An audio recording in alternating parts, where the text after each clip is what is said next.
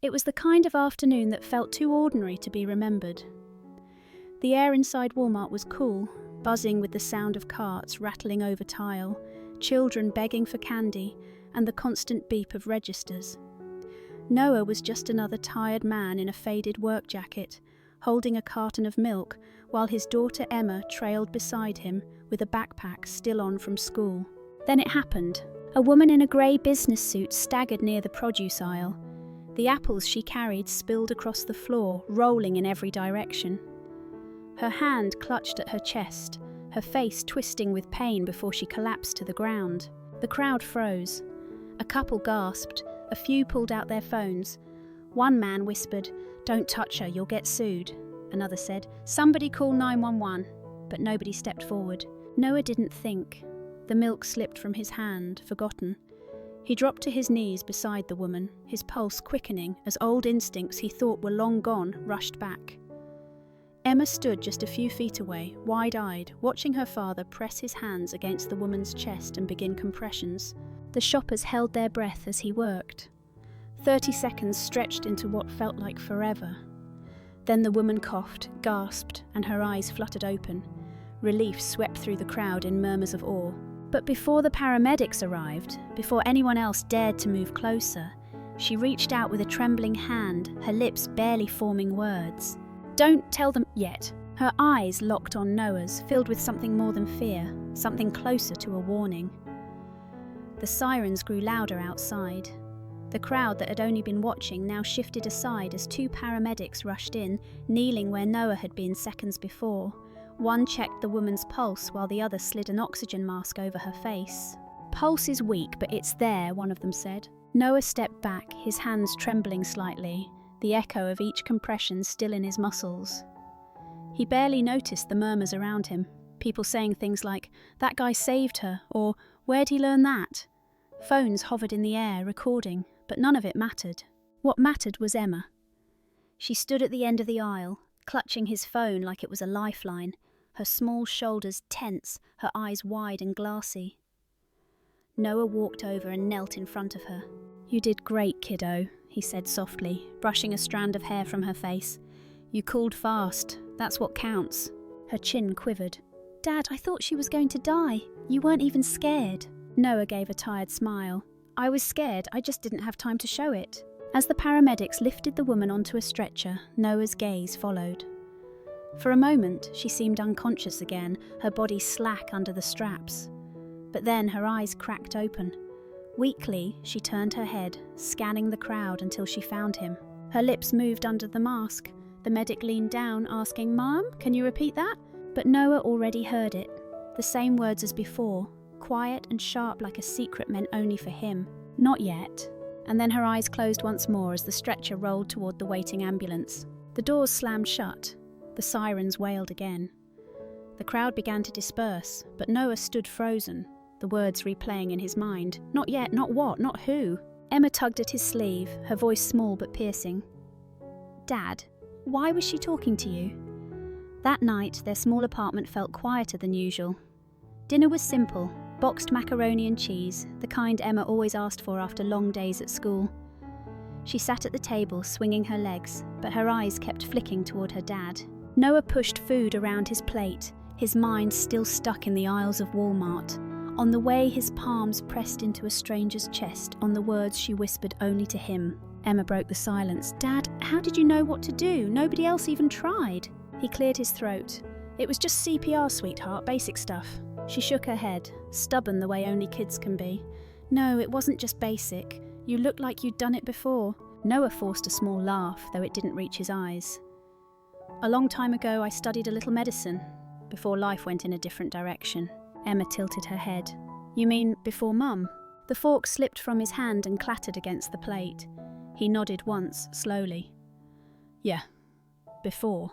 Her voice softened. "Did you want to be a doctor?" The question cut deeper than she could know. He reached across the table, touching her hand. "It doesn't matter now. What matters is you and keeping us okay." Emma let it drop, but her thoughtful look lingered as she went back to her food. Later, after she had gone to bed, Noah sat alone at the kitchen table with his old laptop. The glow of the screen lit the darkened room as he typed cardiac arrest, CPR survival rates into the search bar. He scrolled through articles, training videos, medical blogs. Every page reminded him of what he had once been and what he had given up. He realised with a hollow ache that he hadn't forgotten as much as he thought. His instincts in the store hadn't been luck, they had been memory. For the first time in years, he let himself wonder, what if he hadn't walked away? What if the dream he buried could still be reached? His phone buzzed on the counter. A number he didn't recognise lit up the screen. He almost ignored it, assuming it was spam. But something, maybe the same instinct that made him kneel in that aisle, told him to answer. "Hello?" His voice was rough. A calm, professional tone replied, "Mr. Reed, someone important would like to speak with you. We'll be in touch tomorrow with details." Before Noah could ask who, the line went dead. The next morning began like any other. Noah woke Emma for school, packed her lunch with the last of the peanut butter, and brewed a thin cup of coffee that tasted more like hot water. He tried to keep the routine steady, to make it feel like nothing unusual had happened. But the phone call from the night before kept replaying in his head.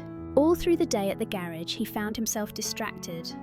While changing brake pads and checking oil filters, his mind drifted back to the woman in Walmart and the way her hand had clutched his sleeve. And then those words, "Not yet." By late afternoon, his phone buzzed again. This time, it wasn't an unknown number. It came with a name, James Morrison. Noah hesitated, then answered. "Mr. Reed," the voice said smoothly, "my name is James Morrison. I represent Dr. Margaret Hayes. She has requested to meet with you." Noah nearly dropped the wrench in his hand. "Look, if this is about what happened at the store, I'm no hero. I just did what anyone else would have done." "On the contrary," Morrison replied, "you did what no one else did. Dr. Hayes is very clear. She wants to see you, personally. This Saturday at 2 in the afternoon. A car will arrive to take you and your daughter to her home. Please be ready." Before Noah could respond, the call ended. That evening, over dinner, he tried to make light of it. "Maybe she just wants to say thank you," he said, forcing a chuckle. Emma grinned, her mouth full of noodles. "Or maybe she'll give us free groceries for life." Noah smiled at her joke, but unease gnawed at him. Wealthy people didn't send lawyers and cars just to hand out thank you notes. Something about this invitation felt bigger, heavier.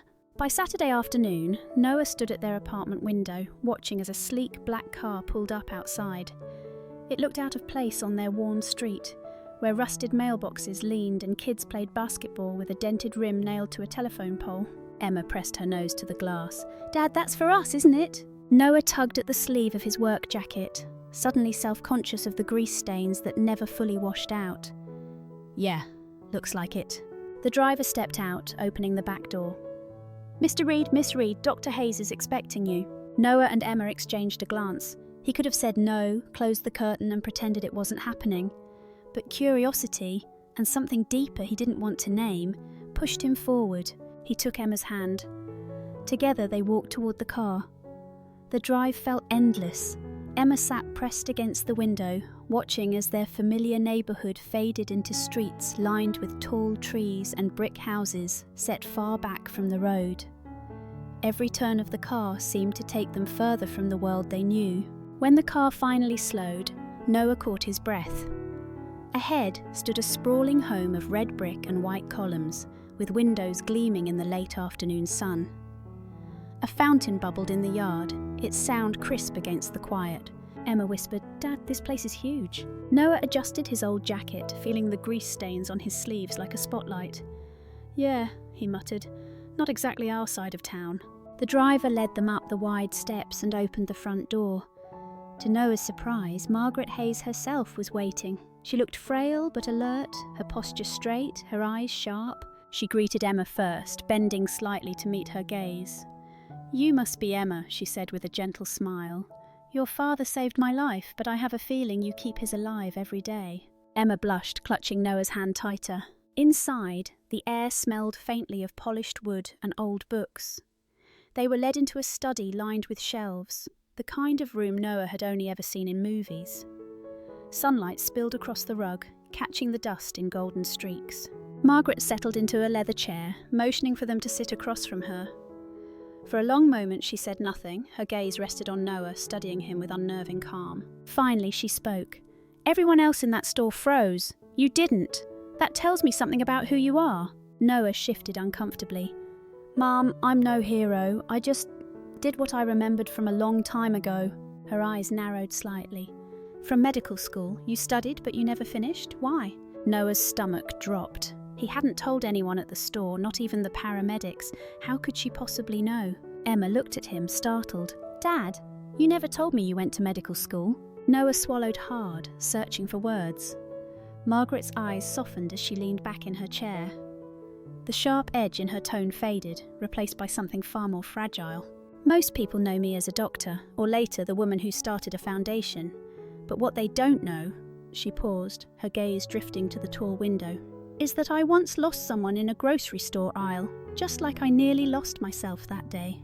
Noah froze. The room grew still, the faint ticking of a grandfather clock filling the silence. My son, Margaret continued, her voice low but steady. He was 22, healthy, bright. He collapsed from sudden cardiac arrest. People gathered, but no one stepped forward, they just waited. By the time help came, it was too late. Emma shifted uneasily in her chair, her small hand tightening around Noah's. He felt her fingers trembling, and for a moment he imagined her lying there, helpless, while strangers looked on. The thought made his chest ache. Margaret drew a slow breath. That day destroyed me, but it also changed me. I built clinics, created scholarship funds, trained volunteers, all of it to make sure no family would ever feel that same helplessness again. But no matter how much I built, I never stopped wondering, what if just one person had tried? Her eyes locked onto Noah's. And then, in that store, you did what no one had done for him. You acted without hesitation. Noah swallowed, his voice rough. I'm sorry for your loss. No one should carry that. Margaret shook her head. I don't tell you this for pity. I tell you because it explains why I asked for you. I don't believe in coincidences, Mr. Reed. You saved my life, yes, but you also reminded me of the son I lost. That's why I need to know who you really are. Beyond the garage, beyond the past you left behind. She slid a folder across the desk. Inside were documents bearing the Hayes Foundation seal. Noah glanced at the pages. Scholarships, training programs, grants, his pulse quickening. This, she said firmly, isn't a gift, it's a possibility. But before I decide if you're ready for it, I want to see you in action again, not in an emergency, not with the world watching, but in the quiet places where character shows itself. Noah frowned. What do you mean? Margaret's lips curved into the faintest smile. Tomorrow, there's a community event we sponsor. Come, bring Emma if you like. Show me who you are when no one expects anything from you. The next day, Noah found himself standing in the parking lot of a community centre he had driven past 100 times but never entered. A banner stretched across the entrance, free health and wellness fair, sponsored by the Hayes Foundation. He adjusted the sleeves of his old jacket, feeling out of place. Inside, folding tables had been set up, covered with pamphlets, blood pressure cuffs, and boxes of donated groceries. Nurses in scrubs moved briskly from one station to another. Children chased each other around rows of chairs while parents waited for their turn to be seen. Emma skipped beside him, her eyes full of curiosity. Dad, it's kind of like a school fair, but for health. Noah gave a small smile. Yeah, something like that. Margaret was already there, watching from the side of the gymnasium. She greeted them briefly, but instead of long conversation, she gestured toward the back of the room. They need someone to run the CPR station, she said. I told them you'd help. Noah blinked. Me? Margaret's expression was calm but steady. You don't need a degree to show people how to save a life, just honesty and skill. Before he could argue, Emma squeezed his hand. You can do it, Dad, you showed me, remember? Reluctantly, Noah walked to a small group of teenagers slouched in folding chairs, their arms crossed, faces skeptical. A practice dummy sat on the floor, untouched. One boy muttered, Why do we even need to learn this? It's not like we'll ever use it. Noah crouched beside the dummy, pressing his palms against its chest. I thought the same thing once, he said quietly. And then one day, I was in a store, and someone collapsed. No one moved. No one helped. If I hadn't remembered this... He paused, looking each of them in the eye. That person wouldn't be alive today. The room grew quiet. Slowly, one girl leaned forward, biting her lip. Can you show us? Noah guided her hands into position. Push hard and steady. Don't be afraid of doing it wrong. Doing nothing is worse. As the kids took turns, their jokes faded. The seriousness settled in, and one by one, they began to grasp the weight of what they were learning. Emma watched proudly from the corner, her eyes shining. When the last teen left, Noah sat back, surprised by the calm satisfaction that filled him. He hadn't felt it in years, the sense that his knowledge mattered. Across the room, Margaret closed a folder she had been holding. For the first time since he met her, she smiled not with politeness, but with something warmer, almost relieved. The next evening, Noah sat once again in Margaret Hayes's study. The room was quiet, filled with the soft glow of lamplight and the faint smell of old books. Emma wasn't with him this time. Margaret had asked for him to come alone. For a while, she didn't speak. She simply watched him, her fingers resting lightly on a leather folder that lay closed on the desk. The silence made Noah shift uneasily in his chair. Finally, Margaret leaned forward. "I saw you yesterday," she said. The way those kids listened, the way you carried yourself. That wasn't just mechanics knowledge. That was a teacher, a leader. And it reminded me of what you left behind." Noah shook his head. "I'm no teacher. I barely made it through 1 year of med school. Life pulled me in another direction." Margaret's gaze didn't waver. "Life didn't pull you. Loss did. And that's nothing to be ashamed of. But now I'm asking you, do you still want that life back, the one you had to abandon?" His chest tightened. "It's too late. I'm too old. Medical school costs more than I could ever afford. Emma needs me home, not buried under books again." Margaret opened the folder and slid the papers across to him. "What if I told you the cost isn't your problem anymore? That your daughter's care and schooling would be provided for, that every barrier you just named could be lifted?" Noah stared at the documents. His own name was typed neatly across the top of an application for a scholarship. Full tuition, housing support, childcare assistance. It didn't feel real. Margaret's voice softened. "You saved my life, Mr. Reed, but that isn't why I'm offering this. I'm offering because you reminded me of what it means to act when no one else will. I believe you still have something to give the world, and I don't want to see that gift wasted." Noah's throat tightened. "And if I fail?" Margaret gave a faint smile. "Then you fail knowing your daughter watched you try, and that's worth more than success you never reached for." Noah thought of Emma, her drawings taped to the fridge, her little notes of encouragement on his work lunch. He imagined her face if she saw him in a white coat one day, living the dream she didn't even know he once had. The weeks that followed were nothing like Noah imagined. He had signed his name that night, the pen shaking in his hand, and just like that, the course of his life began to shift. By day, he was still at the garage, wiping grease from his arms, tightening bolts and keeping engines alive for people who depended on their cars. By night, he sat in classrooms again, staring at textbooks filled with anatomy charts and chemical equations he hadn't touched in over a decade. It was harder than he ever admitted. He'd come home drained, his hands aching from work, his mind foggy from lectures. Some nights he wanted to quit, to tell Margaret it was too much. But then there was Emma. She'd sit beside him at the kitchen table with her math homework, slipping little notes into his books, drawings of stethoscopes and hearts with words like, "You can do it, Dad." And there was Margaret. She stopped by often, sometimes bringing dinner, other times sitting quietly while Noah worked. She never pressured, never lectured. She just reminded him gently that he wasn't carrying this alone. One evening, after finishing an assignment, Noah leaned back in his chair and realised he was smiling, not because it was easy, but because for the first time in years, he felt like he was moving towards something instead of just running to keep up. Emma caught the look on his face and grinned.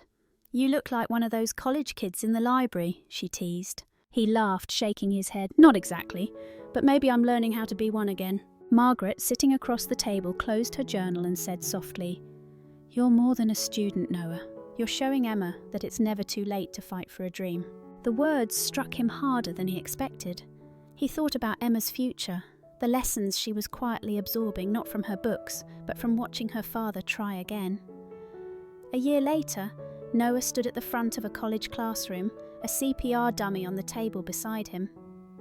Rows of first-year students leaned forward as he pressed his palms against the chest, his voice steady. "Push hard, steady. and don't wait for someone else to step in. Seconds matter. If you hesitate, you could lose them. From the back row, Emma sat swinging her feet, her notebook open but her eyes fixed proudly on her dad. Beside her, Margaret watched quietly, her hands folded, her smile faint but full of pride. When the class ended, the students filed out, some stopping to thank him, others already chatting about lunch plans. Emma ran up to him, clutching her backpack. "You look like a real professor," she said, her grin wide. Noah laughed, pulling her into a hug. "Guess I'm learning too." They left together, stepping into the late afternoon light. The campus buzzed with students, laughter, and the sound of guitar music drifting from a lawn nearby. Noah breathed it in slowly, realizing he wasn't just a mechanic anymore. He was walking the path he once thought was lost forever. Margaret joined them outside, placing a small leather notebook in his hand. "This one's empty," she said softly. "I thought it was time you started writing your own pages." Noah blinked, his throat tightening. "Margaret, I don't even know how to thank you." She shook her head. "You already have. Every time you stand in front of those students, every time Emma sees you fight for your dream, you're passing something forward. That's more thanks than I ever needed." As they walked toward the parking lot, Emma slipped her hand into both of theirs. The three of them moved together, not as benefactor and beneficiary, but as something that looked a lot like family. For the first time, Noah wasn't haunted by what he had lost. He was living what he had reclaimed. Sometimes a single act of courage doesn't just save a life, it reshapes 2, 3, or more. You never know who's watching your kindness, or how far its ripples will reach. If you were in Noah's place, would you have stepped forward, or stayed in the crowd?